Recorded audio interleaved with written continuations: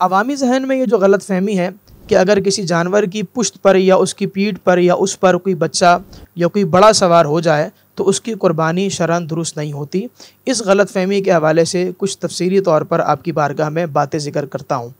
पहली बात तो यहाँ पर यह है कि ये एक गलत फ़हमी है, इसका शरअन कोई तसव्वुर नहीं और ना ही इसकी शरई तौर पर कोई हैसियत है। अगर कोई मिसाल के तौर पर बंदा जानबूझकर या अनजाने में जानवर पर सवार हो जाता है और वो सवारी कर लेता है, सवारी से मुराद मिसाल के तौर पर सवार होकर यहाँ से वहाँ चला गया, वहाँ से यहाँ आ गया, तो उसकी कुर्बानी में कोई फ़र्क नहीं पड़ेगा, उसकी कुर्बानी शरई तौर पर जायज़ होगी और दुरुस्त होगी। हाँ, ये ज़रूर फ़ुक़हा ने बयान फरमाया जो कुर्बानी का जानवर है उससे किसी भी तरह की कोई मनफ़ात ऐसी हासिल करना कि जिससे कोई बदल मिले, कोई पैसा मिले या कोई इवज़ मिले, ये शरई तौर पर जायज़ नहीं है। मिसाल के तौर पर कुर्बानी का जानवर ख़रीद कर लाए, दुम्बा लेकर आए या भेड़ लेकर आए, अब उसके जो है ना वो बालों को काट कर बेचना शुरू कर दिया, तो ये कुर्बानी के जानवर के आज़ा में से एक उज़्व से या एक जुज़ से ऐसी मनफ़त हासिल करना है कि जिसके बदले उसके पास कोई इवज़ आ रहा है, तो ये मनफ़त हासिल करना जायज़ नहीं होगा। इसी तरह जानवर पर बच्चों को सवार करके